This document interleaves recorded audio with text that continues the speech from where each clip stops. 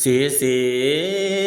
สินเทียพาพรบวรแหวนวิเศษอันติเลกันเตโชชัยยาตัวภวังชายมังคลังตะตุโลกังสุขังพลังอาวาหาวิวาโหชัยยามหามงคุณวันนี้เป็นวันดีวันเด็ดเทียมตะโชกตกใบนี้แม่นตกไม่จานขันใบนี้แม่นขันไม่แก้วขุนนางปุ่นแม่นแล้วจึงได้แต่งผ้าขวัญอยู่โซนลนใส่ลายมีทั้งฝ่ายผูกแขนแหวนใส่ก้อยปัดหน่อยซอยสังวานเนียงอาหารลายเหลือมากสัมผัสพร้อมคูณส่วน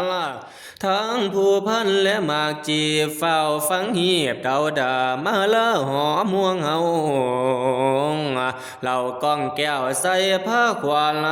ส่วนกันมามวนเต่าเข้าต้มกล้วยใบเสียมีทั้งไข่น้อยดีเกี่ยงปอดพยอดไทยทนสะพลละยาละองมาแต่เมืองฟ้าควัดแกงหนาทักซื้อคุณเสียคุณพันสมศรีสันงามสะพาท่านจึงมีพระราชอาชญาปวงศิลเตียนชัยพระพรบวรแหวนวิเศษอาติเลกัมเตโชชัยยานตัวภวังชายามังคาลังวดังนี้เป็นเขาปากดเขาเป็นปีสำลิดที่ชัยยะโชประกอบโยกเป็นมิงเมียขวาลาตามสมควรโบหานแต่งไว้ขันดอกไม้ยกเกินเพียงตาขันสมมาลุงตาเจ้าโคตรโพดเขาไว้เงินขาวลูกสาวโกกลูกสาวกลางและลูกสาวหลาเพิ่นขาดค่ามากบ่ยากแค้นดีเหลียหุ่นแปลงดีพ่อแม่ทั้งเฒ่าแก่และตายายฝนหัวย้ำปีใหม่ฟ้าห้ำห่วงเดือนสามฝูงเบาห้ามมาอมนางงามขากวงบ่ให้ห้างเป็นสองขอเป็นดองฮักยิงลูกแก้วกิ่งยังประสงฝวงวงศาตาย้อยเบื้องปัวเจ้าหูแล้วตกจังปุนแปงหากคำเพลงลูกแก้วปุนแปงแล้วเจิงย่อมามีทั้งอำผ้าหอมห่วงเฮาเครื่องหับเจ้าเหลือหลายทั้งตายายพ่อแม่ทั้งเฒ่าแก่พร้อมสาวบ่าวนุ่งห้ามมาซอยโยผ้าขวัญละเบื้องขวาเจ้าละอยู่ลีลายมาซอยโยผ้าขวัญละเบื้องซ้ายเจ้าละอยู่ลี่เลียนเวียนซ้ายและเวียนขวานั่นละแม่นซ้ายถุงแจกเหล่าฝูงผู้เฒ่าละนั่งอยู่ทึงบนบัดนี้คอยละจากเชิญเนี่ยขวัญผัวเจ้ามาเทียมเนื้อมาอยู่เหือในเคียงคอยจากเชิญเอาขวัญนางงามเจ้าให้เข้ามาเทียมคู่ทั้งขวัญเจ้าผัวเป็นผัววามนาง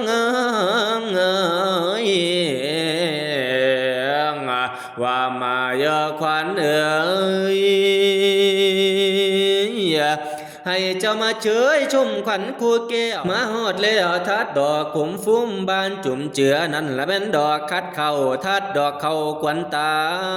เกษางามตั้งไหลเทียมเท่าไม่ละวันดีขวัญสมศรีสองเจ้าก็ให้มาอยู่เต่าในเคียงในมือนี้วันนี้ขวัญเจ้าไปสอกใส่เก็บดอกไม้มาละก็ให้มาสาละมือนี่วันนี้ขวัญแข็งก็ให้มาอยู่แข็งลีลาทั้งขวัญขาก็ให้มาอยู่ขาลีลาเจ้าอยู่ค่ายชัยยาย่ำคนมหาละหันหาวเห็นเนี่ยเท้าบาคาละในวันสมสื่อแน่เจ้าเกินหานางตีนหัวหางขุดหน้ากล่าวเล็กหลากผีหลวงในดวงถ้ำก้าไว้ที่นั่งให้สมควรบรบวนแทนตั้งไว้ละแบ่งให้เป็นคู่มาน้ำลูกแก้วพ่อแม่เท่าแก่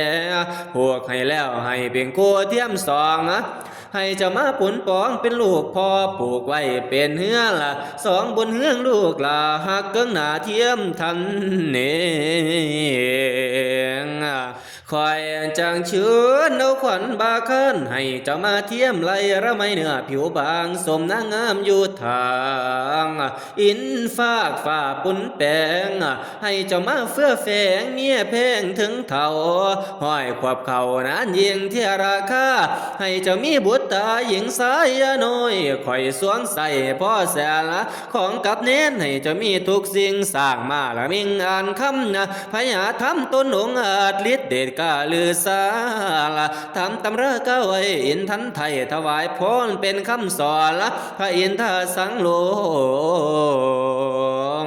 ตัวขันแก้วละห้าผ้าควานละคือดังสวรรค์มาตั้งอินเท่าแบ่งไขสอนละดอกไม้สอนแซมเก้าไข่จากเชื้อขวัญเจ้าละพร้อมพำทั้งสองวาง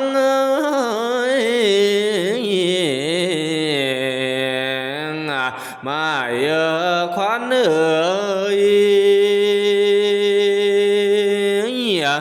ยามเมื่อตะวันคำละลงหลับป่าแสงยามเมื่อตะวันแดงละลงหลับป่าไม่ให้ขวัญนาง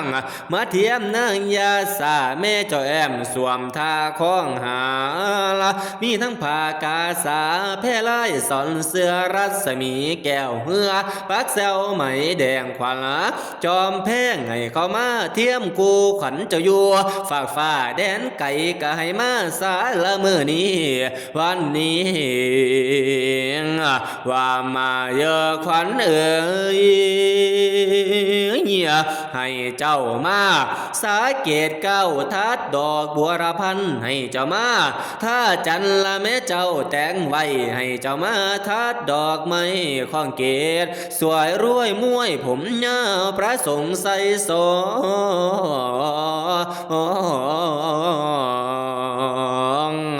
ฝวงพี่น้องบ้านไต่คอยหานางธิดาบ้านเนื้อมาคอยเบื้องหน้าเพิ่นซาเจ้านั้นบุญกว้างโยโซภายให้เจ้ามาเสวยเงยผ้าขวัญละแต่งไม่ให้เจ้าได้ป้อนเข่าไข่ขวัญเจ้าทั้งสองตามทับน้องโบหานแต่งไว้หมอบอกให้แล้วว่ามื้อนี้วันดีคอยจักเอาสองสีละเฮียงหมอนซ่อนเสื้อให้เจ้าได้เสียบเสื้อพ่อแม่แทนเฮือนถึงปีเดือนฝนห้วยห้องหำวัน7-8คำให้เจ้าอยู่จำเสียละวัน14-15คำให้เจ้ายินดีตักบาละอย่าได้ขาดท่านสิ้นขวัญตาขวัญเจ้ามาอยู่ตาละยี่แย้มขวัญแก้มและขวัญข้างขวัญแอวบางขวัญนุ่มเจ้าพังโพไม่มานางโลอ้อมเลยอยู่ว่าควางว่ามาเยอะขวัญ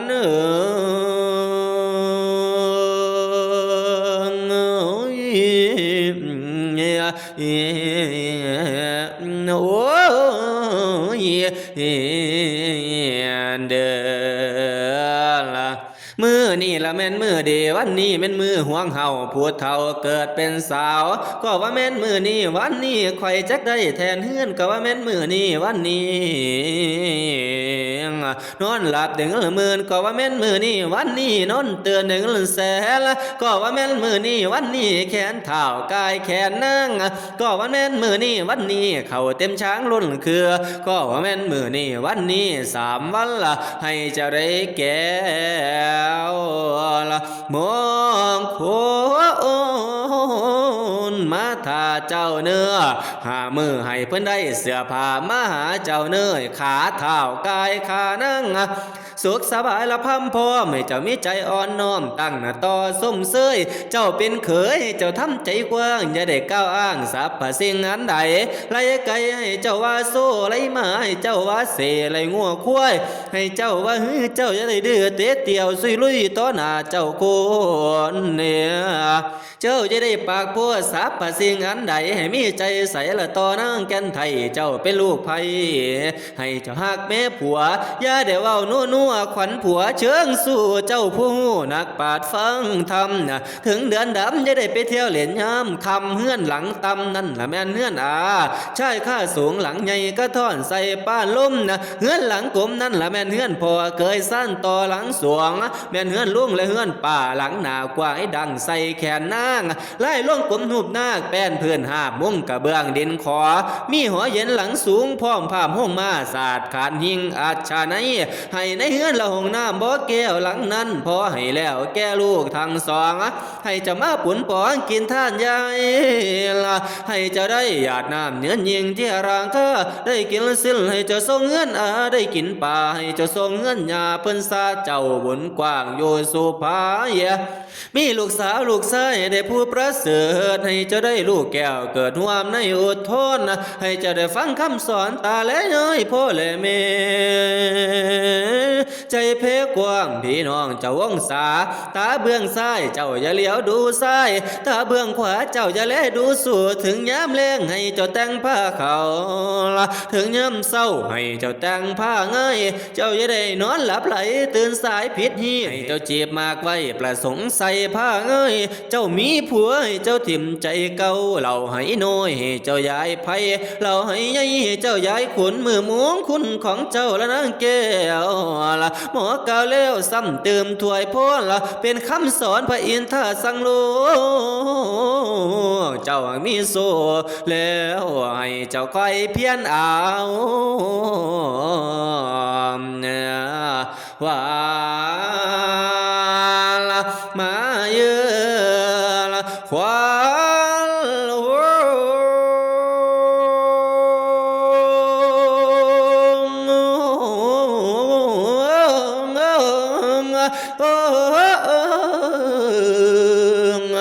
โอ้ขวัญผัวเจ้าละให้มาสมเมียละอยู่นี่นำถึงยามคำนะให้เข้าบ่อนโน่นหัวเฮียงหมอนให้เจ้าละหักคอให้เจ้าตั้งหน้าต่อทำแต่ความดีความสุขมีละเพียงพอบ่น้อยแรงคำคอยให้อยู่สวัสดีละก็ข้าเธอ